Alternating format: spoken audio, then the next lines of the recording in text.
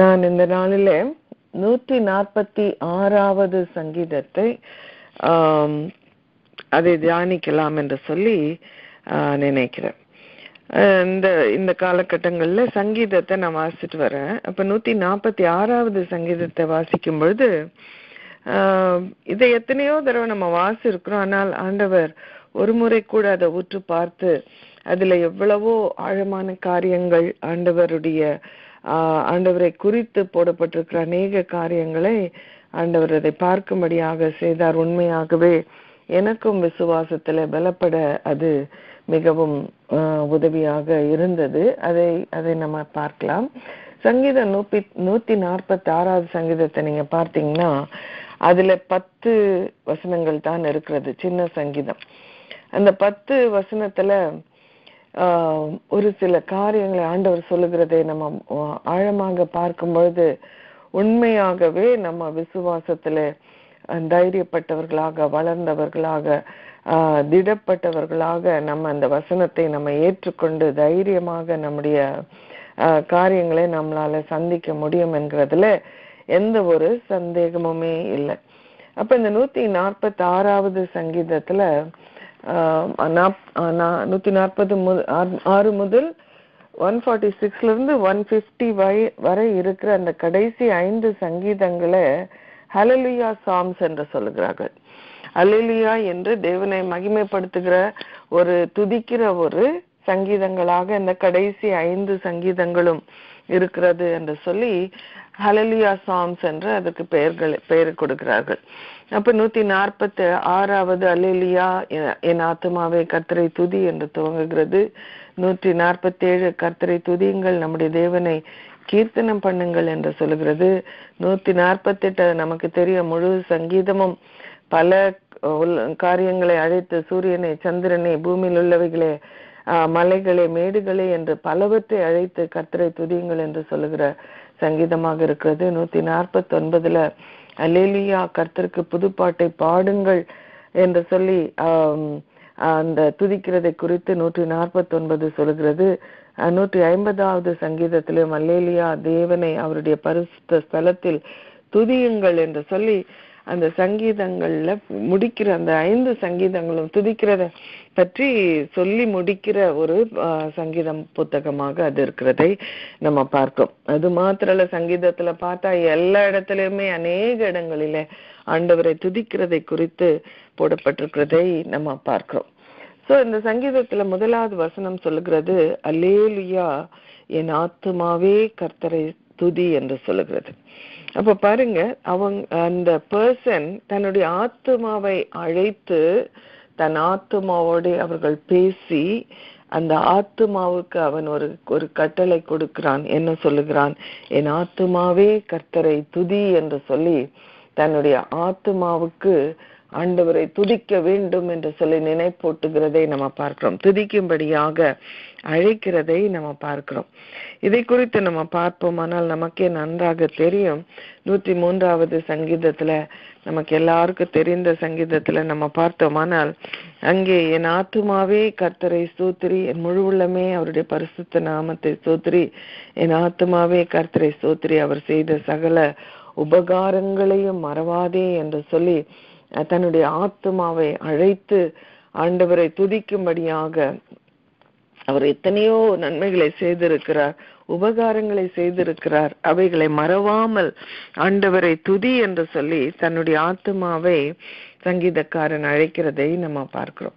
104வது சங்கீதத்திலையும் என் ஆத்துமாவே கர்த்தரை ஸ்தோத்திரி, என் தேவனாகிய கர்த்தாவே நீர் மிகவும் பெரியவராயிருக்கிறீர், மகிமையையும் மகத்துவத்தையும் அணிந்து கொண்டிருக்கிறீர் என்று சொல்லி அந்த சங்கீதமும் துவங்குகிறதை நம்ம பார்க்கிறோம். 106வது சங்கீதத்துல பார்த்தால் அல்லேலூயா கர்த்தரை துதியுங்கள், அவர் நல்லவர், அவர் கிருபை என்றும் உள்ளது. அப்ப அவர்கள் துதிக்கும் பொழுது அவர்களுக்கு ஒரு காரணம் இருக்கிறது. அவர் நல்லவர், அதனாலே நான் ஆண்டவரை துதிக்கிறேன் என்று சொல்லுகிறார். அவர் உபகாரங்களை செய்திருக்கிறார், அதனால் துதிக்கிறேன் என்று வசனம் சொல்லுகிறது. கர்த்தர் பெரியவராயிருக்கிறார், மகத்துவத்தையும் மகிமையை அணிந்து கொண்டிருக்கிறார், அதனால் கர்த்தரை துதிக்கிறேன் என்று சொல்லி ஒரு காரணத்தை சொல்லி அவர்கள் தன்னுடைய ஆத்துமாவை அழைத்து அவர்கள் ஆண்டவரை துதிக்கும்படியாக அழைக்கிறதை அந்த வசனத்திலே நம்ம பார்க்கிறோம். இந்த சங்கீதத்திலே அல்லேலூயா தேவனுக்கே துதி என்று சொல்லி என் ஆத்துமாவே கர்த்தரை துதி என்று அந்த சங்கீதம் துவங்குகிறதை நம்ம பார்க்கிறோம். 2வது வசனத்தை நீங்க பார்த்தீங்கன்னா, நான் உயிரோடு இருக்கு மட்டும் கர்த்தரை துதிப்பேன், நான் உள்ளளவும் என் தேவனை கீர்த்தனம் பண்ணுவேன். அப்போ அந்த பர்சனுக்கு என்ன தெரியுது, நான் உயிரோடு இருக்கிற வரைக்கும் தான் நான் ஆண்டவரை துதிக்க முடியும். என்னுடைய ஆவி பிரிந்து நான் ஒரு கல்லறையிலே வைக்கப்பட்ட பிறகு என்னால் என்ன செய்ய முடியாது, ஆண்டவரை துதிக்க முடியாது. இந்த உயிரோடு இருக்கும் பொழுது நமக்கு கொடுக்கப்பட்டிருக்கிற ஒரு பாக்கியம் ஆண்டவரை துதிக்கிறதற்கான அந்த பாக்கியம் என்று சொல்லி பார்க்கிறோம். அப்ப இந்த நபர் சொல்லுகிறார், நான் உயிரோடு இருக்கும் மட்டும் கர்த்தரை துதிப்பேன், நான் உள்ளளவும் என் தேவனை கீர்த்தனம் பண்ணுவேன் என்று சொல்லுகிறார். அப்ப இது அந்த நபர் எடுக்கிற ஒரு தீர்மானமாக இருக்கிறது. அவர் தனக்குத்தானே அவர் ஒரு தீர்மானத்தை எடுக்கிறார். நான் உயிரோடு இருக்கிற வரைக்கும் நான் இதை செய்வேன், நான் உள்ளளவும் இதை நான் செய்வேன் என்று சொல்லி கர்த்தரை துதிப்பதையும் தேவனை கீர்த்தனம் பண்ணுவதையும் ஒரு தீர்மானமாக, என்ன ஆனாலும் நான் உயிரோடு இருக்கும் மட்டும் நான் உள்ளளவும் நான் கர்த்தரை துதிப்பேன், அவரை நான் கீர்த்தனம் பண்ணுவேன் என்று ஒரு பெரிய தீர்மானத்தை எடுத்து அதை கடைபிடித்து கொண்டிருக்கிற ஒருவர் இனியும் நான் கடைசி வரை இதை செய்வேன் என்று தைரியத்தோடு சொல்லுகிற ஒரு வசனமாக அந்த வசனம் இருக்கிறதை நம்ம பார்க்கிறோம். கர்த்தரை துதிப்பது நம்முடைய கடமையாக இருக்கிறது. அவர் செய்த நன்மைகளை நம்ம நினைத்து பார்க்கும் பொழுது ஆண்டவரை துதிக்காமல் இருக்கவே முடியாது. இட்ஸ் அவர் மாரல் டியூட்டி என்று சொல்லி அந்த கன்கார்டன்ஸ்ல போடுகிறார். அந்த கன்கார்டன்ஸ்ல பார்க்கும்போது அவங்க சொல்றாங்க, நம்முடைய கடமையாக அது இருக்கிறது. ஆண்டவரை துதிக்காமல் இருப்போமானால் நாம் நன்றி அற்றவர்களாக நாம் இருப்போம். அப்ப நான் உயிரோடு இருக்கும் மட்டும் நான் கர்த்தரை துதிப்பேன், நான் உள்ளளவும் என் தேவனை கீர்த்தனம் பண்ணுவேன் என்று சொல்வது எவ்வளவு ஒரு கடினமான ஒரு காரியம். ஏனென்றால் வாழ்க்கையில சில நேரங்களிலே மிக சந்தோஷமான காலம் இருக்கலாம், சில நேரத்துல பெரிய சந்தோஷம் இல்லாவிட்டாலும் ஒரு சமாதானமாக போகிற ஒரு காலகட்டமாக இருக்கலாம். ஆனால் சில காலங்கள் ஒரு குறைவின் காலமாக இருக்கலாம், ஒரு கண்ணீரின் காலமாக இருக்கலாம், ஒரு ஏமாற்றத்தின் காலமாக அது இருக்கலாம், ஒரு இழப்பின் ஒரு காலமாக அது இருக்கலாம். அப்ப எல்லா நாளும் நான் துதிப்பேன் என்று சொல்லி தைரியமாக சொல்லிவிட முடியுமா என்று பார்த்தோமானால் அப்படி சொல்லிவிட முடியாது. அப்ப சில நேரங்களில நம்ம வாழ்க்கையின் கடினமான பாதைகளில கடந்து போகிற வேளையில, கண்ணீரின் பாதையில கடந்து போகிற வேளையில, குறைவின் மத்தியில நம்மால ஆண்டவரை துதிக்க முடியுமா என்று சொல்லி பார்த்தோமானால் அது முடியாது என்றுதான் சாதாரண மக்கள் சொல்வார்கள். ஜென்ரலா அப்படிதான் சொல்லுவாங்க. ஆனா இந்த சங்கீதக்காரன் சொல்லுகிறார், நான் உயிரோடு இருக்கும் மட்டும் நான் கர்த்தரை துதிப்பேன். அப்ப அவருடைய தீர்மானம் என்ன, நான் என்னிடத்துல சந்தோஷமான காலமாக இருந்தாலும், இல்ல அது துக்கமான காலமாக இருந்தாலும், அது கண்ணீரின் காலமாக இருந்தாலும், எல்லா காலத்திலையும் கர்த்தரை துதிக்க நான் ஒரு தீர்மானம் எடுத்திருக்கிறேன் என்று சொல்லி அதை கடைபிடித்து கொண்டிருக்கிறேன் என்று சொல்லுகிற அவர் இனிமேலும் கடைபிடிப்பேன் என்று சொல்லுகிற ஒரு வசனத்தை அந்த இடத்துல நம்ம பார்க்கிறோம். அப்ப அது ஒரு தீர்மானம். நல்லா இருக்கும்பொழுது ஆட்டோமேட்டிக்கா நம்ம எழுந்து சாட்சி சொல்லுங்கன்னா எல்லாமே என்ன சாட்சி, எனக்கு இது கொடுத்தார் நான் ஜெபம் பண்ணேன், அதை கொடுத்தாரு நான் ஜெபம் பண்ணேன், எனக்கு இது கிடைச்சது, இதுதான் சாட்சின்னு நம்ம நினைச்சிட்டு இருக்கோம். ஆனா ஒரு கண்ணீரின் பாதையில நான் போனேன், அந்த நேரத்துல ஆண்டவர் அவரை பற்றிக்கொள்ள எனக்கு உதவி செய்தார், அவரை மறுதலிக்காம இருக்க எனக்கு உதவி செய்தார், நான் முறுமுறுக்காமல் இருக்க ஆண்டவர் எனக்கு உதவி செய்தார், இந்த குறைவிலும் ஆண்டவர் என்னை நடத்துவார் என்று விசுவாசித்து நான் அவருக்கு ஸ்தோத்திரம் சொல்லுகிறேன் என்று சொல்லக்கூடிய நபர்களை நம்ம பார்க்கிறதே ரொம்ப கடினமாக இருக்கிறதை நம்ம பார்ப்போம். நம்மளையே யோசிச்சுட்டோம்னா நமக்கே தெரியும், அப்படி ஒரு பாடுகள் வரும்போது, கஷ்டங்கள் வரும்போது ஆண்டவரை துதிக்கணும்னு சொல்லிட்டு நினைச்சா கூட அது பண்றதுக்கு அவ்வளவு கஷ்டமாக இருக்கிறது பார்க்க முடிகிறது.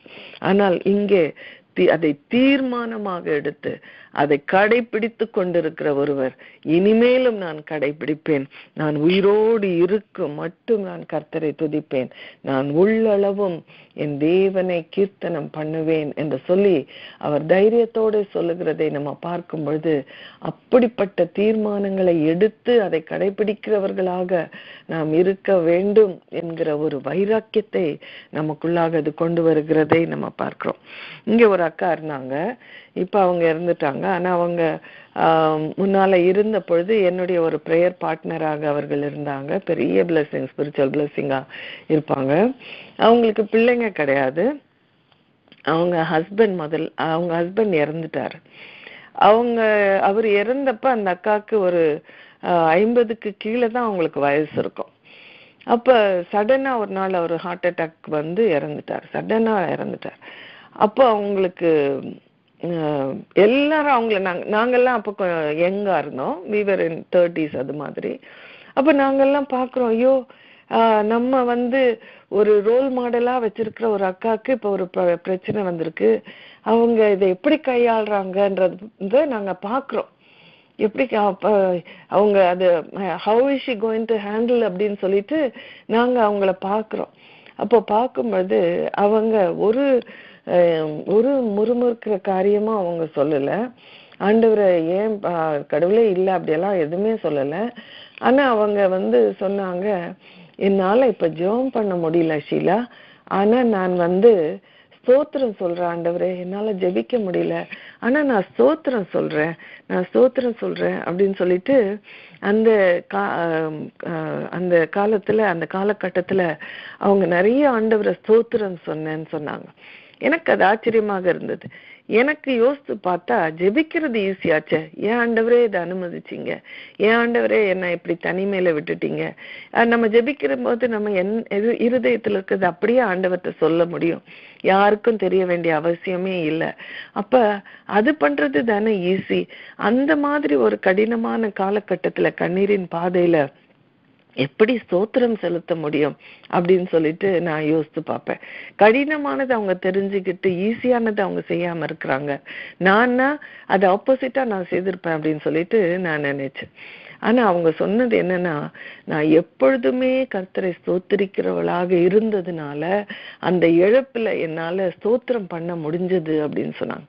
எல்லாத்துக்கும் நான் ஸ்தோத்திரம் சொல்வேன்.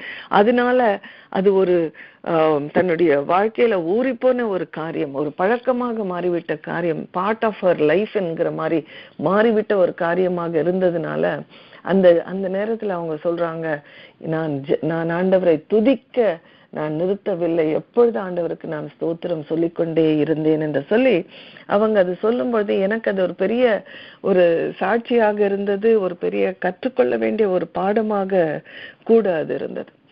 அது இல்லாம நம்ம என்ன நினைக்கிறோம்னா, நன்மைகளை பெறும்போது ஆண்டவருக்கு நன்றி செலுத்துறோம், அதுதான் சாட்சி நம்ம நினைச்சிட்டு சாட்சி சொல்லுங்கன்னா உடனே அதுதான் சொல்றோம். ஆனா ஒரு ஆங்கிலத்துல ஒரு பாடல் இருக்கும், the same God who is in the mountain is also your God in the valleys அப்படின்ட்டு.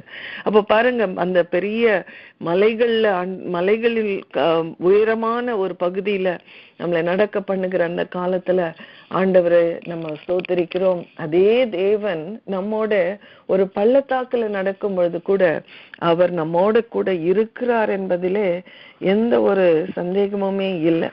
ஆனா அந்த காலத்துல இருக்கிற அந்த நெருக்கம், அந்த காலத்துல இருக்கிற அந்த கடினம், அந்த பாடுகள், அந்த கண்ணீர் என்ன செய்கிறது, அது நமக்கு அந்த நேரத்துல ஆண்டவர் நம்மளோட இல்லையோ அப்படின்னு சொல்லிட்டு நினைக்க வச்சிருது. அப்போ அந்த நேரத்துல நம்ம என்ன நினைக்கிறோம், ஐயோ கர்த்தர் என்னை கைவிட்டார், ஆண்டவர் என்னை விட்டு விலகி போய்விட்டார், ஆண்டவரை ஆண்டவருடைய பிரசன்னத்தை என்னால உணரவே முடியவில்லை, ஆண்டவர் என்னோட இல்லை, என்னை தனிமையில ஆண்டவர் விட்டு விட்டார் என்று நினைக்கும் பொழுது நம்மளால ஆண்டவரை துதிக்க முடியல. ஆனால் உண்மை அது அல்ல. உண்மை என்ன, அந்த காலகட்டத்துல ஆண்டவர் இன்னும் அதிகமா நம்மளோட இருக்கிறார், இன்னும் அதிகமாக நம்மளோட இருக்கிறார் என்பதுதான் உண்மை. சங்கீதம் 23 நம்ம பார்த்தால் சங்கீதக்காரன் சொல்றாரு, நான் மரண இருளின் பள்ளத்தாக்கிலே நடந்தாலும் பொல்லாப்புக்கு பயப்படேன், தேவரீர் என்னோட கூட இருக்கிறீர், உமது கோலும் உமது தடியும் என்னை தேற்றும் என்று சொல்லி அங்கே சொல்லுகிறார். பள்ளத்தாக்கிலே நடப்பது, அதுவும் இருளில நடப்பது மிக கடினம். ஒன்னு அப்படியே வேலியா போது, பள்ளத்தாக்கா இருக்கு, அதுல இறங்கி நடக்க வேண்டும் என்று இருக்கிற ஒரு சூழ்நிலை இருக்குமானா அதுவே கடினம். ஆனா அது இருள், மரண இருளை போன்ற ஒரு இருளாக இருக்குமானால் அடுத்த அடி எடுத்து வைக்கும் போது அது எவ்வளவு லோவா இருக்கு, இன்னும் எவ்வளவு கீழே நம்ம காலை வைக்கணும்னு தெரியாம நம்ம பயந்துட்டே வைப்போம்.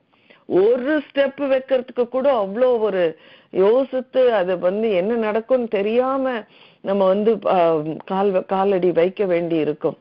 பள்ளத்தாக்கிலே, அதுவும் இருளிலே நடப்பது எளிதான காரியம் அல்ல. அப்போ மரண இருளின் பள்ளத்தாக்கிலே நடக்கும்போது அவர் சொல்லுகிறார், நான் பொல்லாப்புக்கு பயப்படேன், ஏனெனில் தேவரீர் என்னோட கூட இருக்கிறீர், உம்முடைய கோலும் உம்முடைய தடியும் என்னை தேற்றும் என்று சொல்லுகிறார்.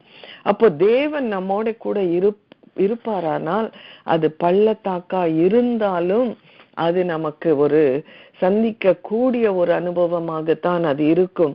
அதனால ஆண்டவர் நம்மோட இருக்கிறதுனாலே எல்லா காலத்திலும் உயர்வில் மாத்திரமல்ல, தாழ்விலும் பள்ளத்தாக்கின் ஊடாக நடக்கிற அந்த வாழ்க்கையிலும் இருளிலும் கண்ணீரிலும் குறைவிலும் கூட ஆண்டவர் நம்மோடு இருக்கிறார்.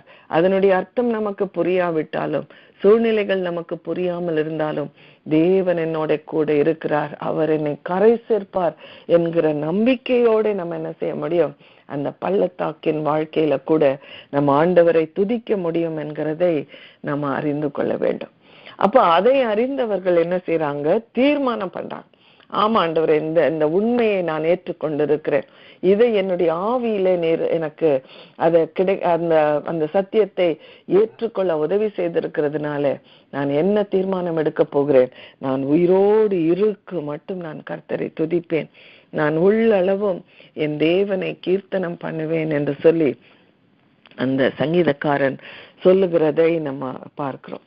ஒரு பாஸ்டர்மா நான் மீட் பண்ண, அவங்களுடைய ஒரு டீனேஜ் டாட்டர் ட்ரக் ஓவர் டோஸ்ல அந்த பிள்ளை இறந்து தான் அவங்க கண்டுபிடிச்சாங்க வீட்டிலேயே. அப்ப ஒரு பொண்ணு ஒரு பையன் தான் அவங்களுக்கு, அந்த மக இறந்து போயிட்டான். அப்ப அவங்களுக்கு அது எவ்வளவு துக்கமா இருந்திருக்கும், எவ்வளவு அது ஏற்றுக்கொள்ள கஷ்டமா இருந்திருக்கும். அப்ப அது அவங்கள நான் ரீசன்ட்லி நான் மீட் பண்ணேன். இது நடந்து இப்ப கொஞ்சம் சில மாதங்கள் ஆயிடுச்சு. அப்போ நான் சொன்னேன், உங்களுக்காக நாங்க ஜெபம் பண்ணோம், எங்களுக்கு ரொம்ப வருத்தமா இருந்தது, மக இறந்து போயிட்டு கேள்விப்பட்டு, அதனால நாங்க உங்களுக்கு ஆண்டவர் தான் தேற்றணும்னு சொல்லிட்டு நாங்க ஜெபம் பண்ணோம் அப்படின்னு சொல்லிட்டு சொன்னோம். அப்ப அவங்க சொல்றாங்க, என்னுடைய குழந்தைய நான் வேலைக்கு போறேன்னா என்னுடைய அம்மாட்ட நான் பத்திரமா பார்த்துப்பாங்கன்னு நம்பி நான் விட்டுட்டு போவேன் இல்லையா, அந்த மாதிரி என் மக இப்ப ஆண்டவர்கிட்ட தான் இருக்கிறா, அதனால அவ ஆண்டவர்கிட்ட தான் அவ இருக்கிறான்னு சொல்லிட்டு நான் அதை குறித்து கவலைப்படாமல் நான் இருக்கிறேன் அப்படின்னு சொல்லிட்டு அவங்க சொன்னாங்க.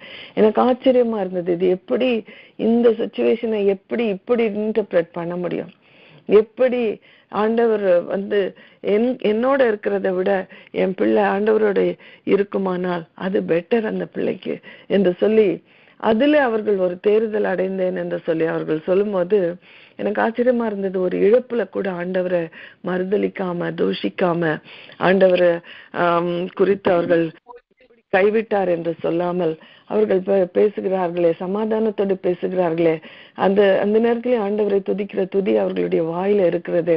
வேறொருத்தருக்கு சுகவீனம்னு அவங்க போயிட்டு அந்த பிள்ளை மேல கை வச்சு ஜெபம் பண்றாங்க, எப்படி இவங்களால முடியுது அப்படின்னு சொல்லிட்டு யோசித்து பார்க்கும் பொழுது அந்த தீர்மானம் எடுத்து அவர்கள் காணப்படும் போது அந்த சிச்சுவேஷன்ல அவங்க போகும்போது கூட அவர்களாலே கர்த்தரை துதிக்க முடிகிறது என்று சொல்லி நம்ம பார்க்கிறோம். இப்படி எத்தனையோ பாஸ்டர்ஸ், எத்தனையோ இழப்பில் இருந்தவர்கள் பேசினதை நம்ம கூட சாட்சிகளாக நம்ம அநேக நேரத்துல கேட்டு இருப்போம். அப்போ அது நமக்கு ஒரு லெசனாக இருக்கிறது. நானும் அப்படி ஆவியில வளரணும், நானும் அந்த மாதிரி ஒரு ஃபெய்த்துக்கு நான் வரணும், அந்த மாதிரி ஒரு கர்த்தரை துதிக்கிற ஒரு அனுபவத்துக்கு நான் வர வேண்டும் என்கிற ஒரு ஒரு வாஞ்சை நமக்குள்ளாக கூட வர வேண்டும். அப்ப நாமும் எப்படி இருப்போம்? எல்லா காலங்களிலும் தாவீது சொல்லுகிறது போல, கர்த்தரை நான் எக்காலத்திலும் ஸ்தோத்திரிப்பேன். அதுதான் இங்கேயும் சொல்றாரு, நான் உயிரோடு இருக்கும் மட்டும் எல்லா அப்ஸ் அண்ட் டவுன்ஸ்லயும் நான் ஆண்டவரை துதிப்பேன், நான் உள்ளளவும் என் தேவனை கீர்த்தனம் பண்ணுவேன் என்று சொல்லுகிறார். 3வது 4வது வசனத்தை நம்ம சேர்த்து வாசிப்போமானால், பிரபுக்களையும் ரட்சிக்க திராணி இல்லாத மனுபுத்திரனையும் நம்பாதேயுங்கள், அவனுடைய ஆவி பிரியும், அவன் தன் மண்ணுக்கு திரும்புவான், அந்நாளிலே அவன் யோசனைகள் அழிந்து போம் என்று சொல்லி அந்த வசனம் சொல்கிறது.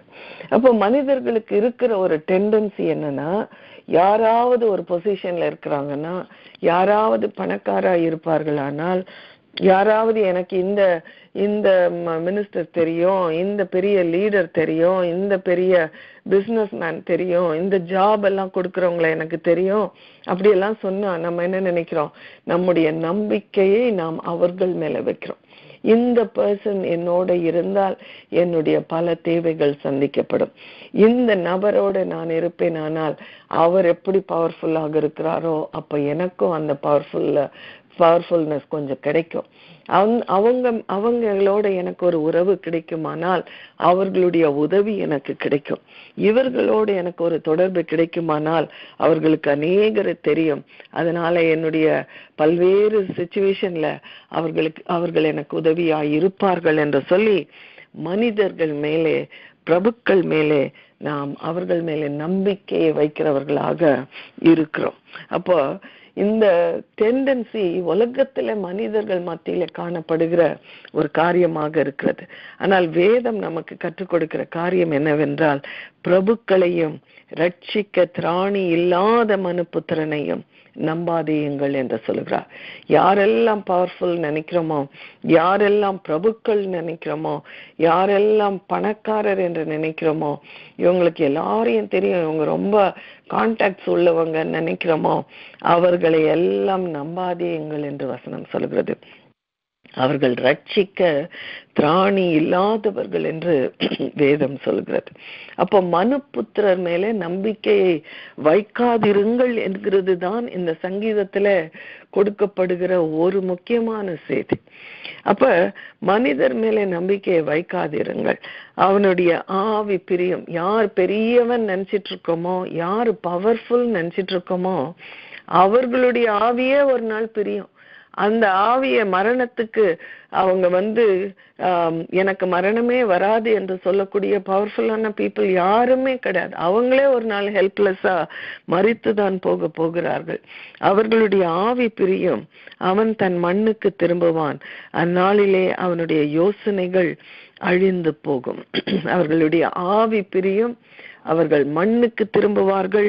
அவர்களுக்கு இருந்த யோசனைகள் எல்லாம், நான் இதை செய்திருவேன், அதை செய்திருவேன், இது என்னால முடியும், இதெல்லாம் எனக்கு தூசி மாதிரி ஒன்றும் இல்லை, நான் ஈஸியா பண்ணிடுவேன், இட்ஸ் கேக் வாக் என்று சொல்வார்கள். அது போல ரொம்ப ஈஸிங்க, அதெல்லாம் நான் பண்ணிடுவேன், அதெல்லாம் ஒரு விஷயமே இல்லைன்னு சொல்றவர்களுடைய அவர்கள் வைத்திருந்த யோசனைகள், நான் இதை பண்ணிடுவேன், அதை பண்ணிடுவேன், பெருசா நினைச்சு வச்சிருந்த காரியங்கள் கூட அவைகள் எல்லாம் அழிந்து போகும் என்று சொல்கிறான். ஒரு மனுபுத்திரனுக்கு இவ்வளவுதான் அவர்களாலே செய்ய முடியும் என்று சொல்லி ஒரு எல்லை இருக்கிறது. ஆனால் ஆண்டவருக்கு எல்லாம் கூடும் என்று சொல்லத்தக்கதான எல்லா வல்லமையும் அவரிடத்துல இருக்கிறதுனால நம்முடைய நம்பிக்கையை நாம் தேவன் மேலே வைக்க கற்றுக்கொள்ள வேண்டும். சில கிறிஸ்தவங்களே நீங்க பார்த்தீங்கன்னா, ஒரு ஆதார் கார்டு வேணும்னா கூட அவங்க உடனே யார் ஒரு ஹிந்து, யார் ரொம்ப ஷ்ரூடு, யாரு இந்த காரியத்தை நமக்கு நடத்தி கொடுக்க முடியும்னு சொல்லிட்டு அநேக நேரத்துல அவங்க இந்த ஹிந்துஸ் மாதிரி பீப்புளை சர்ச் பண்றதை நானே பார்த்தேன்.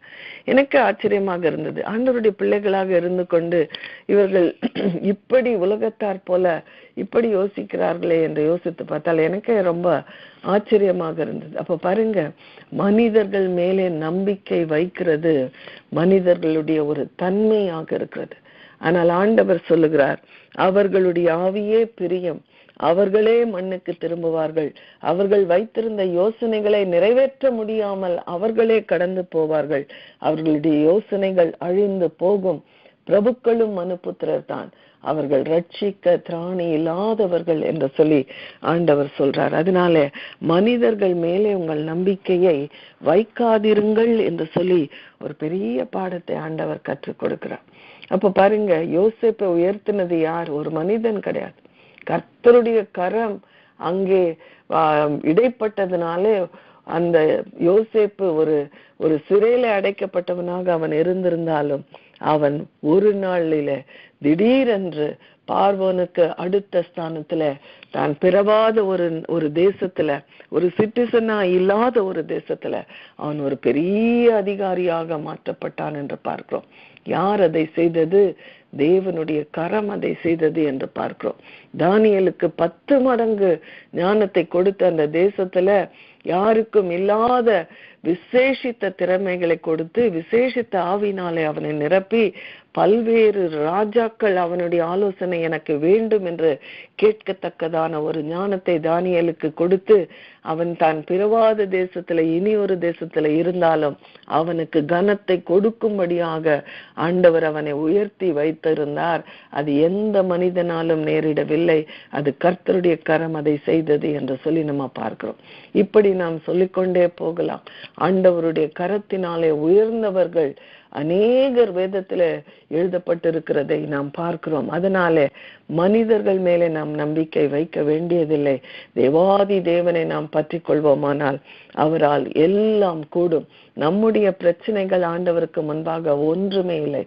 அவர் அதை சரி செய்ய, சீர்திருத்த, அது சரியாக்க ஆண்டவராலே முடியும் என்று சொல்லி ஆண்டவர் மேலே நம்பிக்கை வைக்கும்படியாக அந்த 2 வசனங்களும் கற்றுக் கொடுக்கிறதை நம்ம பார்க்கிறோம். 5வது வசனத்துல ஆண்டவருக்கென்று ஒரு பெயர் கொடுக்கப்படுகிறது. ஆண்டவருக்கென்று கொடுக்கப்பட்ட பெயர் என்னவென்றால் யாக்கோபின் தேவன். யாக்கோபின் தேவன் என்ற வேதம் அந்த இடத்துல ஆண்டவரை அழைக்கிறதை நம்ம பார்க்கிறோம். நான் இந்த தேவாதி தேவனுடைய பிள்ளை என்று நாம் சொல்லிக் கொள்வதற்கு ஆண்டவரை குறித்து சொல்ல எவ்வளவோ காரியங்கள் இருக்கிறது. அப்ப அந்த ஆண்டவருடைய பிள்ளை நான் என்று சொல்லிக்கொள்ள நமக்கு அது ஒரு பெரிய பெருமை தான். ஆனா ஒரு மனிதனுடைய பெயரோடு தன்னை ஆண்டவர் இணைத்து கொண்டு நான் யாக்கோபின் தேவன் என்று சொல்கிறான். யாக்கோபு ஒரு சாதாரண மனிதன் தான், ஆனால் தேவாதி தேவன் தன்னுடைய பெயரை யாக்கோபினுடைய பெயரோடு இணைத்து கொண்டதை அந்த இடத்துல நம்ம பார்க்கிறோம். இதே போல வேதத்துல நம்ம பார்த்தோமானால் ஆபிரகாமின் தேவன், ஈசாக்கின் தேவன், யாக்கோபின் தேவன், எலியாவின் தேவன், தானியேலின் தேவன், ஷாட்ராக் மேஷாக் யாபேத்நேகோ என்பவர்களுடைய தேவன் என்று சொல்லி சிலருடைய பெயரோடு ஆண்டவருடைய பெயரை இணைத்து அதை ஆண்டவருடைய பெயராக அறிவிக்கப்படுகிறதை வேதத்துல பார்க்க முடிகிறது. அப்போ இங்கே ஆண்டவர் தன்னை யாக்கோபின் தேவன் என்று சொல்லி அழைத்துக் கொள்கிறார். இந்த வசனம் சொல்லுகிறது, யாக்கோபின் தேவனை தன் துணையாக கொண்டிருந்து தன் தேவனாகிய கர்த்தர் மேல் நம்பிக்கையை வைக்கிறவன் பாக்கியவான் என்று வசனம் சொல்கிறது. என்ன செய்ய வேண்டுமாம்? இந்த யாக்கோபின் தேவன் யார் என்று முதலில் அறிந்து கொள்ள வேண்டும். இந்த யாக்கோபின் தேவனை பற்றி அறிந்து கொண்டு அவரை நம்முடைய துணையாக நாம் கொள்ள வேண்டுமாம். அதற்கு பிறகு இந்த தேவனாகிய கர்த்தர் மேல் நம்பிக்கையை வைக்கிறவன் பாக்கியவான் என்று வேதம் சொல்கிறது. அப்போ பாருங்க, மனிதர்கள் மேலே நம்பிக்கை வைக்காதிருங்கள் என்று தெளிவாக முந்தின வசனங்களில பேசின ஆண்டவர் சொல்லுகிறார். இந்த யாக்கோபின் தேவன் மேலே நம்பிக்கையை வைக்கிறவன் பாக்கியவான் என்று சொல்கிறார். இந்த யாக்கோபின் தேவனை தன் துணையாக கொண்டிருக்கிறவர்கள் பாக்கியவான்கள் என்று சொல்லி ஆண்டவர் சொல்கிறார். அப்ப இந்த யாக்கோபின் தேவன் யார் என்று பார்த்தோமானால் நாம் யாக்கோபின் வாழ்க்கையை உற்று பார்த்துதான் அதை நாம் கற்றுக்கொள்ள வேண்டியிருக்கிறது. யாக்கோபு யார் என்று பார்த்தோமானால் ஈசாக்குக்கும் ரெபெக்காளுக்கும் பிறந்த 2 குழந்தைகளிலே ஒரு இளைய மகன் தான் யாக்கோபு என்று பார்க்கிறோம். 40வது வயதில் அவர்களுக்கு திருமணமானது. அவர்களுக்கு இந்த 2 குழந்தை பிறக்கும் பொழுது 60 வயது என்ற வேதம் சொல்லுகிறது. திருமணமாகி ஏறக்குறைய 20 வருடங்கள் பிள்ளைகள் இல்லாமல் ஈசாக்கு தன் மனைவியாகிய ரெபெக்காளுக்கு மலடியாயிருந்த ரெபெக்காளுக்காக ஜெபித்தான். அப்பொழுது ஆண்டவர் அவருடைய கர்ப்பத்திலே பிள்ளைகள் உண்டாகும்படியாக செய்தார் என்று வேதத்துல போடப்பட்டிருக்கிறதை நம்ம பார்க்கிறோம். இந்த யாக்கோபு இரட்டை பிள்ளைகளிலே இளையவனாக இருந்தான். இப்போ யாக்கோபு அவ்வளவு முக்கியம்னா ஆண்டவர் என்ன செய்திருக்கலாம், அவனை ஃபர்ஸ்டா பிறக்க வச்சிருக்கலாம். ஆனா அவன் இளைய மகனாக பிறக்கிறான். அந்த இளைய மகனாக பிறக்கும் பொழுது அந்த பிறக்கிற அந்த பிரசவ காலத்திலேயே அவன் அப்பவுமே ஒண்ணு வித்தியாசமா செய்கிறதை நம்ம பார்க்கிறோம். ஆதியாகமம் 25வது அதிகாரத்துல நம்ம பார்த்தால் யாக்கோபு தன் சகோதரன் யாக்கோபு தன் கையினாலே ஏசாவின் குதிங்காலை பிடித்து கொண்டு வெளிப்பட்டான் என்று வேதம் சொல்கிறது. சோ அவன் பிறக்கும் பொழுது என்ன செய்யறான், அந்த சகோதரனுடைய குதிங்காலை நீ அப்படி ஒண்ணு என்னை விட்டு போயிட முடியாது, என் கண்ட்ரோல்ல தான் நீ இருப்பன்ற மாதிரி அவன் அப்பவே அந்த குதிங்காலை பிடித்து கொண்டுதான் அவன் பிறந்தான் என்று சொல்லி அது இது எழுதணும்னு அவசியமே இல்லை. வேதத்துல எவ்வளவோ இந்த வேதாகம புஸ்தகத்தை அவங்க ஒன்று திரட்டி கொண்டு வரும்போது எவ்வளவோ காரியங்கள் விடப்பட்டது. ஆனா இதை ஆவியானவர் எழுத வைத்திருக்கிறார். அப்ப பாருங்க, யாக்கோபுடைய தேவன் அவன் பிறக்கும் பொழுதே அவன் ஒரு ரூலர், அவன் ஒரு லீடர் என்று சொல்லி அவன் தன் சகோதரனுடைய குதிங்காலை இரண்டாவதாக அவன் பிறந்தாலும் அவனுடைய குதிங்காலை பிடித்து கொண்டு அவன் பிறந்தான் என்று வேதம் சொல்லுகிறதை நம்ம பார்க்கிறோம். அவன் சேஷ்ட புத்திர பாகத்தை அவன் பெற்றுக்கொள்கிறான். அவனுக்குரியது அல்ல, ஆனால் அவன் என்ன செய்யறான், அந்த சேஷ்ட புத்திர பாகம் எனக்கு இல்லையே, எனக்கு கிடைக்கலையே, எனக்கு இருந்திருந்தா எவ்வளவு நல்லா இருக்கும், எனக்கு இந்த ஆசீர்வாதம் வேண்டுமே என்று சொல்லி அவன் அதை குறித்து ஏங்கி இருந்திருக்கிறான் என்று தான் சொல்ல வேண்டும். ஒரு சந்தர்ப்பம் வந்த பொழுது இன்னொருவன் அதை குறித்து மதிக்காமல், எனக்கு இதுக்கு எது, நான் தான் சாக போறேனே, எனக்கு எதுக்கு இது, நீ எடுத்துக்க சேஷ்ட புத்திர பாகம், அந்த கூழை எனக்கு கொடு என்று சொல்லுகிறான். எதற்காக விற்கிறோம் என்கிறது ஒரு முக்கியமான ஒரு காரியம். அதை எவ்வளவு அலட்சியமாக ஏசா நினைத்திருந்தால் வெறும் ஒரு கூழுக்காக அவன் அதை விற்றிருப்பான் என்று சொல்லி பார்க்கிறோம். அப்ப அதை பெற்றுக் கொள்ளுகிறான். தன்னுடைய தகப்பனிடத்துல போய் ஆசீர்வாதத்தை அவன் பெற்றுக் கொள்ளுகிறான். தன் தாயார் சொன்னதை கேட்டு அவன் தகப்பனுடைய ஆசீர்வாதத்தை அவன் பெற்றுக் கொள்ளுகிறான். அந்த நேரத்துல ஏசாவுக்கு கோபம் அவன் என்ன நினைக்கிறான், யாக்கோபை ஒரு நாளிலே நான் கொல்வேன், என்னுடையதை எல்லாம் அவன் பறித்து கொள்ளுகிறான் என்று ஏசா யாக்கோபை கொல்ல தீர்மானித்த பொழுது பெற்றோர்களே என்ன செய்யறாங்க, அந்த வாலிப பையனை கூப்பிட்டு, யாக்கோபு நீ இங்க இருக்க கூடாது, நீ இங்கிருந்து எவ்வளவு தூரம் போக முடியுமோ அவ்வளவு தூரம் போயிடு, உன்னுடைய பிராணனுக்கு ஆபத்து இருக்கிறது, நீ இங்கே இனி வாழ முடியாது, நீ போய்விட வேண்டும், நீ எங்கேயாவது போய் பழச்சிக்க, நீ உயிரோடு இருந்தா போதும்னு சொல்லிட்டு அவர்கள் அவனை அனுப்பி விடுகிறார்கள். மிக மிக பேம்பர்டாக வளர்க்கப்பட்ட ஒரு பிள்ளை, எல்லாவற்றையும் கொடுக்கக்கூடிய அளவுக்கு ஐஸ்வர்யம் நிறைந்த பெற்றோருக்கு பிறந்த ஒரு மகன் திடீரென்று அவன் வெளியிலே அனுப்பப்பட்டான். இந்த முழு உலகத்துல அவன் தனிமையாக நின்றான் என்று சொல்லி பார்க்கிறோம். யாரும் அவனுக்கு உதவி செய்ய யாருமே இல்லை. நேசித்த பெற்றோர்களே நீ போய்விடு என்று சொன்னார்கள். இருக்கிற ஒரே சகோதரன் அவனை கொல்ல நினைக்கிறான். அங்கே அந்த பிறந்த இடத்துல அவன் வாழ முடியாது, எங்கேயாவது போய்விட வேண்டும் என்று சொல்லி அவ்வளோ செல்லமாக வளர்க்கப்பட்ட ஒரு வாலிப பையன் திடீரென்று தன்னுடைய வாழ்க்கையின் எல்லா தேவைகளையும் தானே சந்திக்க வேண்டும் என்கிற ஒரு நிர்கதிக்கு அவன் ஆளாகிறான். அதை ஹேண்டில் பண்ற நிலைமையில அவன் இல்ல. அவன் ஒரு கல்லை எடுத்து தன்னுடைய தலைக்கு கீழே வைத்து அவன் வெட்டாந்தரையிலே படுத்தான் என்று பார்க்கிறோம். அதுக்கு முன்னால் அவனுக்கு எவ்வளோ சுகமான ஒரு பெட் இருந்திருக்கும், சுகமான ஒரு நித்திரை அவனுக்கு கிடைத்திருக்கும், எல்லா தேவைகளும் சந்திக்கப்படுகிற ஒரு வீடு இருந்த அதே யாக்கோபு இந்த நாளிலே ஒரு கல்லை எடுத்து தன் தலையின் கீழே வைத்து எதுவுமே இல்லை என்கிற நிலைமையில அவன் அங்கே படுத்தான் என்று பார்க்கிறோம். அப்ப யாருமே இல்ல, எனக்கு எதுவுமே இல்ல, இனி என்ன செய்யணும்னு எனக்கு தெரியல, எங்க போகணும்னு எனக்கு தெரியலன்னு சொல்லிட்டு எல்லாம் இல்லை இல்லை இல்லை என்கிற நிலைமையில இருந்த யாக்கோபை ஆண்டவர் சொப்பனத்திலே சந்தித்து அவர் சொல்லுகிறார், நான் உன்னோட கூட இருந்து நான் செய்யும் நான் சொன்ன காரியங்களை எல்லாம் செய்யும் அளவும் உன்னை நான் கை விடுவதில்லை, உன்னை நான் உன் தகப்பனுடைய தேசத்துக்கு நான் திரும்ப கொண்டு வருவேன் என்று சொல்லி ஆண்டவர் அவனுக்கு வாக்குத்தத்தம் பண்ணுகிறார். அதுதான் யாக்கோபின் தேவன். அப்ப அந்த தேவனை பற்றி கொண்ட யாக்கோபு தன் மரணம் வரைக்கும் அந்த தேவனை அவன் விடவே இல்லை என்று பார்க்கிறோம். இந்த தேவன் அவனை கைவிடவே இல்லை என்று பார்க்கிறோம். அதுதான் யாக்கோபின் தேவன்.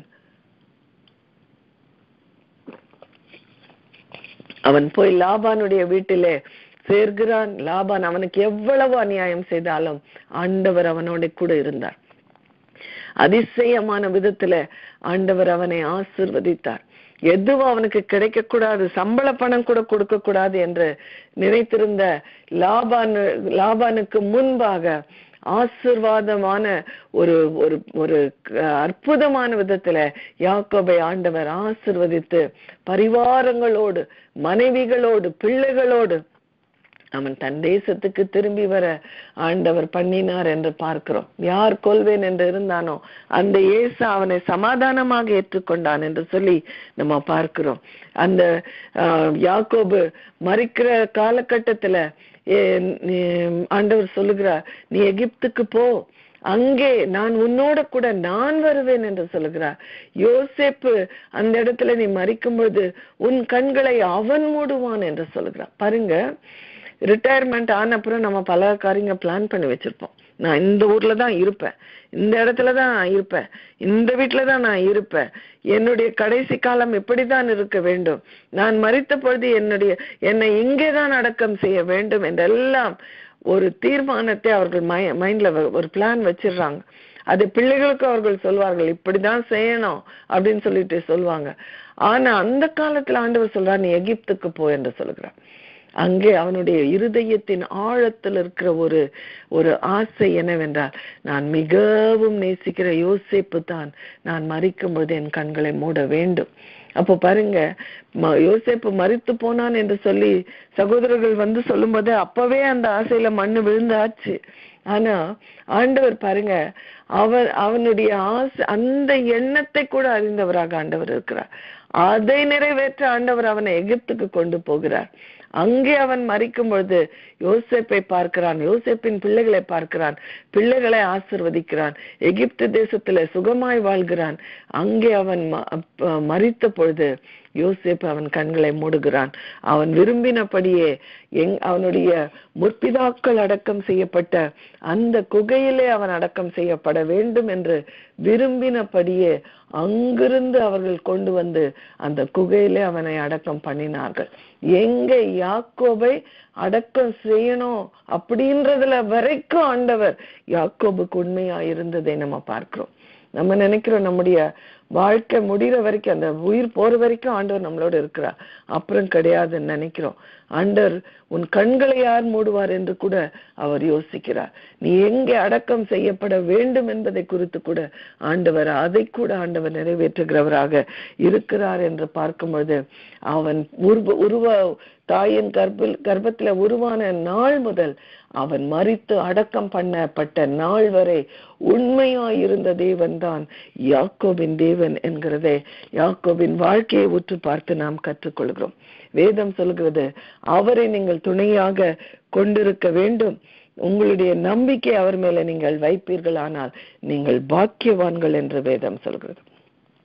அந்த சங்கீதத்துல அந்த யாக்கோபின் தேவன் யார் என்கிற பல உண்மைகள் சொல்லப்பட்டிருக்கிறதை நம்ம பார்க்கிறோம். 6வது வசனத்துல பார்க்கிறோம், அவர் வானத்தையும் பூமியையும் சமுத்திரத்தையும் அவைகளில் உள்ள யாவையும் உண்டாக்கினவர் என்று வசனம் சொல்றது. இந்த வானத்தை அண்ணாந்து பார்த்தால் நமக்கு ஒண்ணுமே புரியல. எவ்வளவு பிளானட்ஸ், எவ்வளவோ கிளவுட்ஸ், அதுல இருந்து மழை வருகிறது, எத்தனையோ 1வது வானம், 2வது வானம், 3வது வானம் என்றெல்லாம் பார்க்கிறோம். அப்ப அதுல இருக்கிற இவ்வளோ சயின்டிபிக் டெவலப்மெண்ட்டுக்கு அப்புறம் கூட இந்த வானத்தில் இருக்கிற அதிசயங்களை மனிதனாலே முழுவதும் புரிந்து கொள்ள முடியவில்லை. அதே போல சமுத்திரத்தின் ஆழத்தில் இருக்கிற அநேக அற்புதமான காரியங்களை இந்நாள் வரைக்கும் மனிதனால் முழுமையாக புரிந்து கொள்ள முடியவில்லை.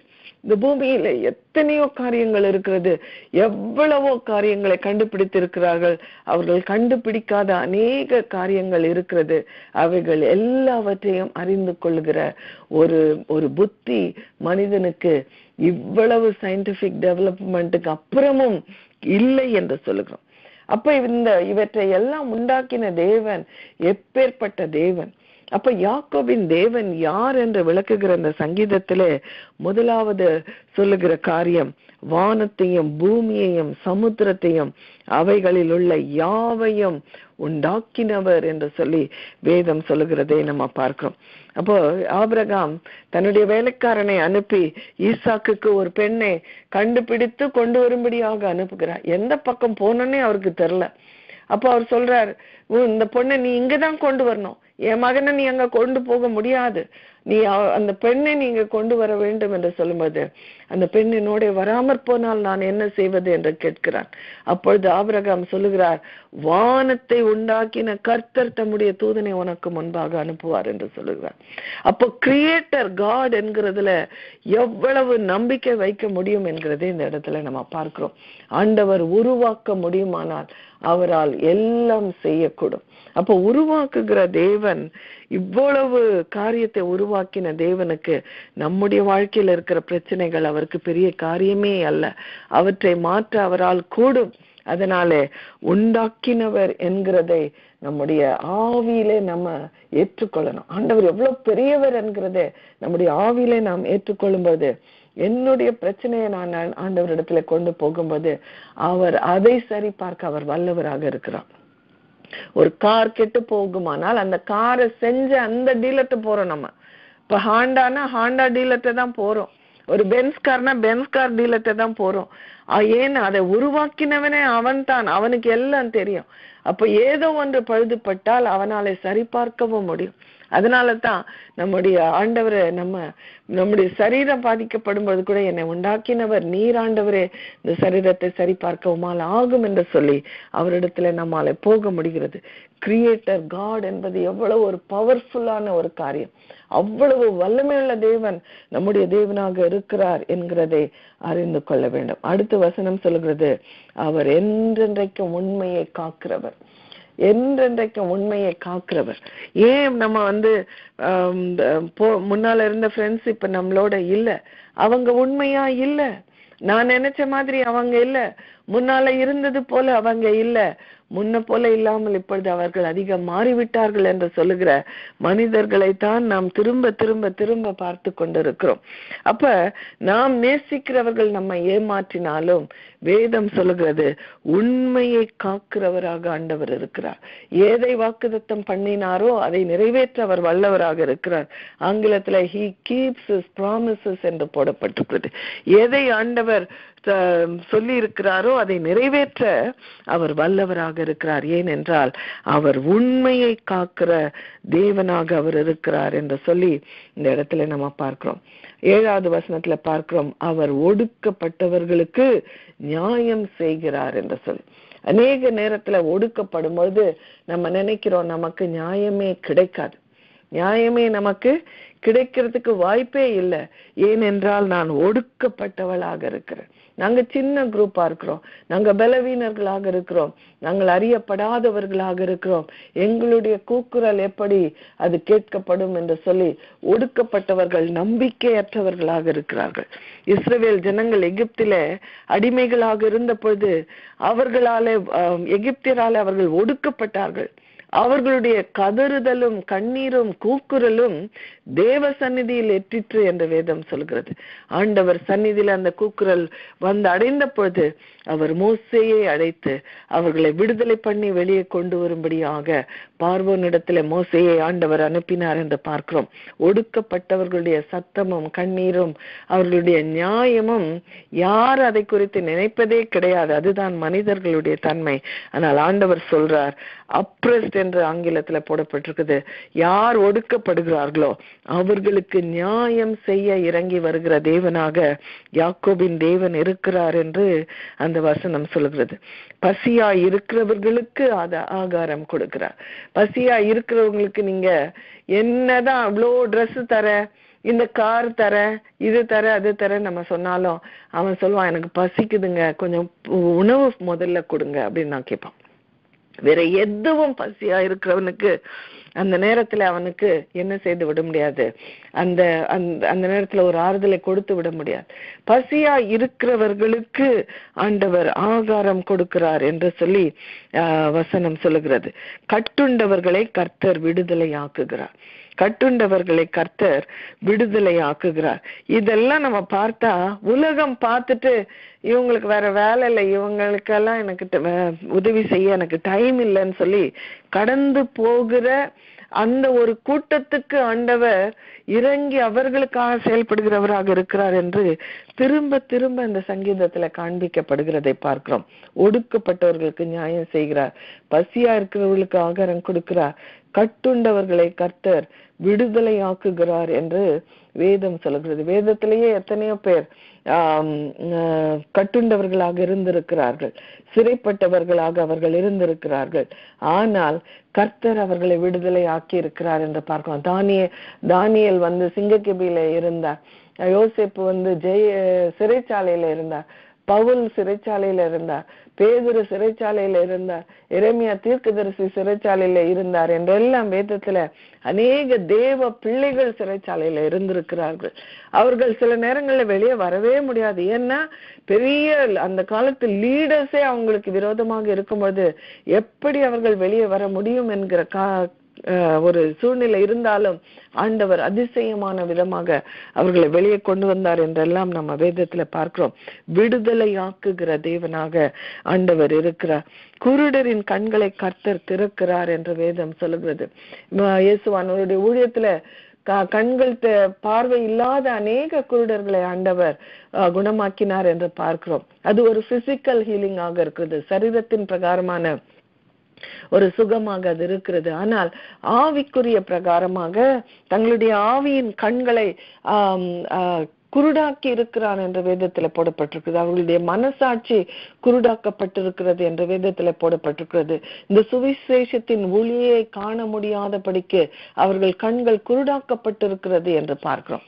அப்ப ஆண்டவர் குருடரின் கண்களை திறக்கிறவராக என்று இருக்கிறார் என்று பார்க்கும்போது ஆண்டவரை இவர்தான் உண்மையான தெய்வம் என்று அறிந்து கொள்ளவும், இவர்தான் உண்மையான மேசியா என்று அறிந்து கொள்ளவும், இவர்தான் ரட்சகர் என்று அறிந்து கொள்ளவும், இவரால் தான் எனக்கு ரட்சிப்பு, இவரால் தான் எனக்கு நித்திய வாழ்வு என்று அறிந்து கொள்ளாதபடிக்கு ஒரு குருட்டாட்டத்திலே ஜனங்கள் இருக்கும்படியாக செய்திருக்கிற பிசாசின் வல்லமைகளை ஆண்டவர் முறித்து அவர்களுடைய கண்களை திறக்கிறவராக யாக்கோபின் தேவன் இருக்கிறார் என்கிறதே இந்த வசனம் சொல்லுகிறதை நம்ம பார்க்கிறோம். மடங்கடிக்கப்பட்டவர்களை கர்த்தர் தூக்கி விடுகிறார், நீதிமான்களை கர்த்தர் சிநேகிக்கிறார் என்று சொல்லி அங்கே வசனம் சொல்லுகிறதை நம்ம பார்க்கிறோம். நமக்கு எந்த தகுதியும் கிடையாது, நாம் பாவிகள், நாம் தூரமானவர்கள், நம்ம அவருடைய பரிசுத்தத்துக்கு முன்பாக நிற்க முடியாதவர்கள் என்றாலும் நம்மை நேசித்ததினாலே ஆண்டவர் ரத்தம் சிந்தி அவருடைய ரத்தத்தினாலே நம்மை கழுவினதினாலே நம்முடைய பாவங்களை எல்லாம் அவர் கழுவி இப்பொழுது நம்மை நீதிமான்களாக்கி இருக்கிறார் என்று வேதம் சொல்கிறது. ஆண்டவர் நீதிமான்களை சிநேகிக்கிறார் என்று வேதம் சொல்கிறது. அப்ப பாருங்க, ஆண்டவர் நம்ம அவருடைய பிள்ளைகள் ஆக்கின பிறகு பழைய பாவங்களை அவர் நினைப்பதில்லை. அதை கடலின் ஆழத்துல போட்டிருக்கிறேன் என்று சொல்லுகிறார். கிழக்குக்கும் மேற்குக்கு எவ்வளவு தூரமோ அவ்வளவு தூரமாய் அவைகளை ஆண்டவர் விலக்கி போட்டிருக்கிறார் என்று சொல்லுகிறார். அவருடைய அன்பின் நிமித்தம் அவர் நம்மை பார்க்கும்போது அவருக்கு நம்மிடத்துல எந்த ஒரு குறையுமே தெரிவதில்லை. அவர் நம்மை நேசிக்கத்தக்கதான நேசிக்கிற ஒரு நபராக அவர் பார்க்கிறார். உன்னத பாட்டுல நம்ம பார்த்தோம்னால் உன்னத பாட்டுல பார்க்கிறோம், என் பிரியமே நீ ரூபவதி, உன்னில் பழுது ஒன்றும் இல்லை என்று சொல்றான். அந்த பொண்ணு ஒரு ஆடு மேய்க்கிற பொண்ணு, ஒரு ஒரு ஒரு ஷெப்பர்ட் கேர்ளுக்கு எவ்வளவு அழகாதான் அவ இருக்க முடியும். அவ அந்த வெயிலையும் அந்த காட்டு இடத்திலையும் அவ சுற்றி திரிந்து கொண்டிருக்கிற ஒரு பெண் எவ்வளவு அழகாகத்தான் இருந்து இருக்க முடியும். ஆனால் அன்பின் நிமித்தம் அவளை பார்க்கும்போது தன்னுடைய இருதயத்துல அவளுக்குரிய ஒரு அன்பு அவனிடத்துல இருக்கும்போது அவளை பார்க்கும்போது அவன் சொல்லுகிறான், நீ ரூபவதி, உன்னிலே பழுது ஒன்றுமில்லை என்று சொல்லுகிறான். அப்படித்தான் ஆண்டவர் நம்மை நேசிக்கிறார். அந்த அன்போட கூட அவர் நேசித்து நம்மை பார்க்கும்போது அவர் நம்மை குற்றமற்றவர்களாக பார்க்கிறார், நீதிமான்களாக அவர் பார்க்கிறார், சிநேகிக்கத்தக்கவர்களாக பார்க்கிறார். அதனால ஆண்டவர் சொல்லுகிறார், கர்த்தர் நீதிமான்களை சிநேகிக்கிறார் என்று அந்த வசனம் சொல்லுகிறதை நம்ம பார்க்கிறோம். பரதேசிகளை கர்த்தர் காப்பாற்றுகிறார். பரதேசிகள் என்றால் ஏலியன், அதாவது அவர்கள் ஒரு இடத்திலிருந்து இன்னொரு இடத்துக்கு பிரயாணப்பட்டு போகிறவர்களாக அவர்கள் வாழ்ந்தார்கள். அப்ப இந்த இடத்துல இருந்து இன்னொரு இடத்துக்கு போகும்போது அங்க எனக்கு யாருமே தெரியாது, எனக்காக அங்க யாருமே இல்லை, எனக்கு உதவி செய்கிறவர்கள் யாருமே இல்லை, சொந்தம் என்று சொல்லிக்கொள்ள யாருமே இல்லை, ஆபத்துல கை கொடுக்க யாருமே இல்லை. அந்த இடத்துல நான் ஒரு அறியப்படாதவனாக நான் நிற்கிறேன். ஆனால் என் தேவன் பரதேசிகளை அவர் காப்பாற்றுகிறவராக இருக்கிறார். சில நேரத்துல பார்த்தா நம்முடைய வேலைகளில கூட நமக்கு சில நேரத்துல பெரிய ஹெல்ப் கிடைப்பதில்லை. ஒரு இந்தியன்ஸ்க்கு சில சில காலகட்டத்துல மற்றவர்களுக்கு கிடைக்கிற ப்ரிவிலேஜ் ஒருவேளை கிடைக்காமல் இருக்கலாம், மற்றவர்களுக்கு கிடைக்கிற ஒரு ப்ரொமோஷன் ஒருவேளை நமக்கு கிடைக்காமல் இருக்கலாம், அவர்களுக்கு கொடுக்கப்படுகிற ரெக்கக்னிஷன் நமக்கு ஒருவேளை கிடைக்காமல் இருக்கலாம். ஆனால் கர்த்தர் எப்படிப்பட்டவர்களை கண்ணோக்கி பார்க்கிறார்? பரதேசிகளை கர்த்தர் கண்ணோக்கி பார்க்கிறார் என்று பார்க்கிறோம். அவர்களை ஆண்டவர் யாருமே எனக்கு இல்லை என்று ஒரு புதிதான இடத்துல நிற்கிற அவர்களை கர்த்தர் காப்பாற்றுகிறார் என்று வேதம் சொல்லுகிறது. அவர் திக்கற்ற பிள்ளைகளையும் விதவையையும் ஆதரிக்கிறார். இது ஒரு பரிதாபமான ஒரு கூட்டம். அவர்களுக்காக பேச ஒரு மனிதன் அந்த வீட்டிலே இல்லை. அங்க இது ஏன் மனைவி, ஏன் பிள்ளைங்க, நீ யார் இங்க வந்து தொந்தரவு கொடுக்க என்று ஒருத்த சத்தத்தோடு பேச ஒரு மனிதன் அங்கே இல்லை. அவர்கள் அங்கே அந்த இடத்துல ஆதரவு அற்றவர்களாக அவர்கள் இருக்கிறார்கள். அந்த பிள்ளைங்களுக்காக பரிதபிக்க ஆள் இல்லை, அந்த மனைவிக்காக காரியங்களை செய்ய யாருமே இல்லை. ஆனால் கர்த்தர் எப்படிப்பட்டவராக இருக்கிறாராம்? திக்கற்ற பிள்ளையையும் விதவையையும் அவர் ஆதரிக்கிறவராக அவர் இருக்கிறார். துன்மார்க்கரின் வழியையோ கவிழ்த்து போடுகிறார். துன்மார்க்கரின் வழியையோ கவிழ்த்து போடுகிறார். அப்ப பாருங்க, இந்த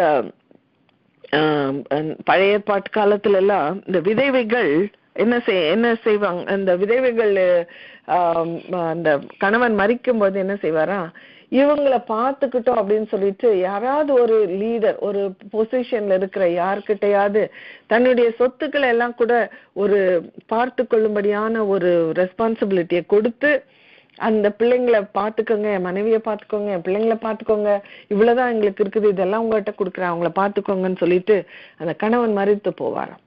அப்ப அவங்களுக்கு உதவியா இருக்க வேண்டிய, ஒரு ப்ராக்சியா இருக்க வேண்டிய அந்த லீடரே என்ன செய்வானா, அவர்களுக்கு அவனிடத்துல கொடுக்கப்பட்ட அந்த சொத்துக்களை அவனே அபகரித்து விடுவானா.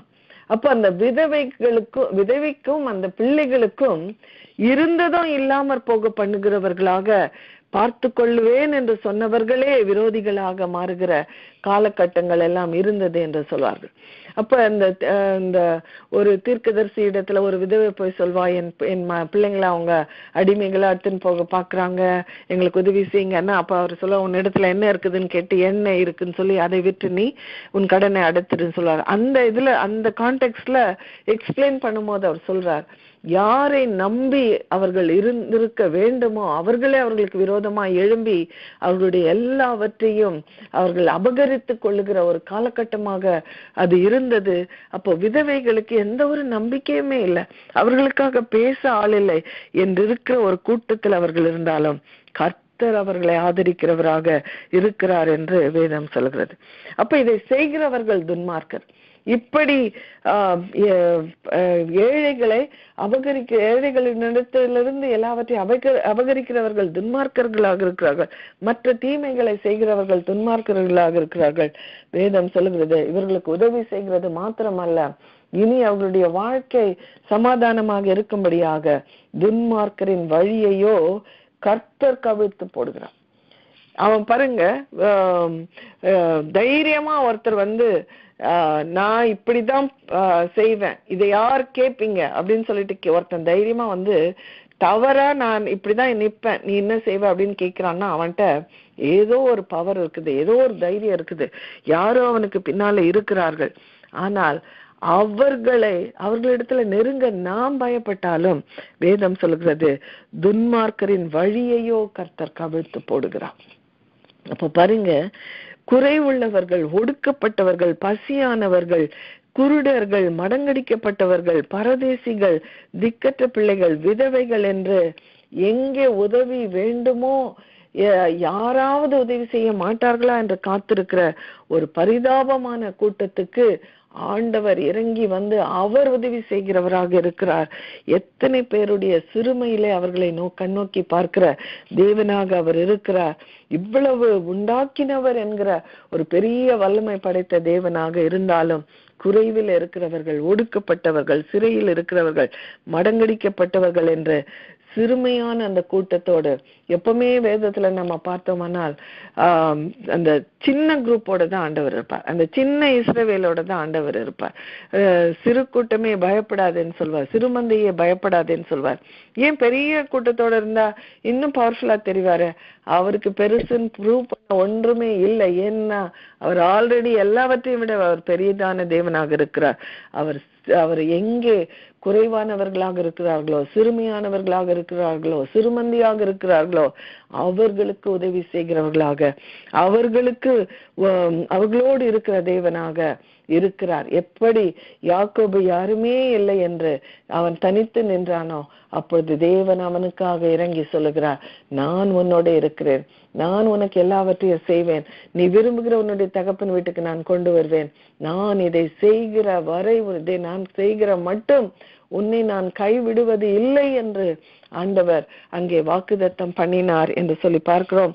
அது போல ஆண்டவர் சிறுமையுள்ளவர்களுக்கும் அவர் போதுமானவராக இருக்கிறார் என்று அந்த வசனம் சொல்கிறது. கடைசி வசனத்தை நம்ம பார்த்தோமானால், கர்த்தர் சதா காலங்களிலும் அரசாளுகிறார், சீயோனே உன் தேவன் தலைமுறை தலைமுறையாகவும் ராஜரீகம் பண்ணுகிறார், அல்லேலுயா என்று சொல்லி அந்த சங்கீதம் முடிகிறதை நம்ம பார்க்கிறோம். என்ன சொல்லுகிறார்? யாக்கோபின் தேவனை பற்றி முதலிலே நீ தெரிந்து கொள், அவர் யார் என்று நான் சொல்லுகிறேன், இவைகளை எல்லாம் கவனித்து பார். இந்த தேவனை உனக்கு நீ துணையாக கொண்டிருந்து இந்த தேவனாகிய கர்த்தர் மேல் நம்பிக்கையை வைப்பாயானால் நீ பாக்கியவான். நீ மாத்திரமல்ல, அவர் உன்னுடைய தலைமுறை தலைமுறைக்கும் அவர் ராஜரீகம் பண்ணுகிறவராக இருக்கிறார், அவர் போதுமானவராக இருக்கிறார். உனக்கு எப்படி அவர் எல்லாவற்றுக்கும் எல்லாமாக இருந்தாரோ, ஒரு ராஜாதி ராஜாவாக இருந்தாரோ, அது போல இந்த தலைமுறை தலைமுறையாக உங்களுடைய பிள்ளைகளுக்கும் தலைமுறைகளுக்கும் ஆண்டவர் ராஜாதி ராஜாவாக அவர் இருப்பார். கர்த்தர் சதா காலங்களிலும் அரசாளுகிறவராக இருக்கிறார். சீயோனே உன் தேவன் தலைமுறை தலைமுறையாகவும் ராஜரீகம் பண்ணுகிறார், அல்லேலுயா. தேவனுக்கே துதி என்று சொல்லி தேவனை மகிமைப்படுத்தி துதித்து அந்த சங்கீதத்தை அவர் முடிக்கிறதை நம்ம பார்க்கிறோம். யாக்கோபின் தேவன் என்கிறதை நம்ம தியானித்து தேவன் எப்படி அவனை வழி நடத்தினார் என்பதை அறிந்து, ஆண்டவரே என்னுடைய வாழ்க்கையை நான் ஒப்பு கொடுக்கிறேன், என்னுடைய வாழ்க்கையை நீ கரம் பிடித்து நடத்தும், நீர் என்னுடைய வாழ்க்கையில எல்லாவற்றையும் நிறைவேற்ற பண்ண உம்மால ஆகும், அதை செய்யும் வரை நீர் கைவிடுவது இல்லை என்கிறதை நான் அறிந்திருக்கிறேன். உம்மை என் துணையாக நான் ஏற்றுக்கொண்டிருக்கிறேன், உண்மையில என்னுடைய நம்பிக்கை வைத்திருக்கிறேன் என்று நம்முடைய வாழ்க்கையை அவருடைய கருத்துல ஒப்பு கொடுக்கும்போது ஆண்டவர் நமக்கு மாத்திரமல்ல தலைமுறை தலைமுறைக்கும் அவர் ராஜரீகம் பண்ணுகிறவராக இருக்கிறார், அவர் நன்மை செய்கிறவராக இருக்கிறார், வழி நடத்துகிறவராக இருக்கிறார், போதுமானவராக இருக்கிறார், துன்மார்க்கரை கவிழ்த்து போடுகிறவராக ஆண்டவர் இருக்கிறார். இவ்வளவற்றையும் உண்டாக்கின அந்த வல்லமையுள்ள தேவன் நம்மோட இருப்பாரானால் நமக்கு எந்த ஒரு தீங்கும் வராது. கர்த்தர் நம்மை பாதுகாக்க அவர் வல்லவராக இருக்கிறார். எவ்வளவு ஒரு அருமையான ஒரு சங்கீதம். இந்த சங்கீதம் நம்ம நிறைய வாசிப்போம். ஆனா இந்த சங்கீதத்தை இவ்வளவு ஆழமாக இவ்வளவு நாள் நான் படிக்கலையே அப்படின்னு சொல்லிட்டு நான் யோசித்தேன். இதை ஆழமாக படிக்கும்போது எவ்வளவு ஆண்டவரை குறித்த வாக்குத்தத்தமான காரியங்கள், எவ்வளவு நமக்கு தைரியத்தை கொடுக்கிற காரியங்கள், விசுவாசத்தை வர்த்திக்க பண்ணுகிற காரியங்கள் போடப்பட்டிருக்குது. இதை தியானித்து ஆண்டவர் இன்னும் நம் விசுவாசத்துல உறுதிப்படவும் இன்னும் அநேகரை திடப்படுத்தவும் ஆண்டவர் தாமே நமக்கு உதவி செய்வாராக. ஆமென், ஆமென்.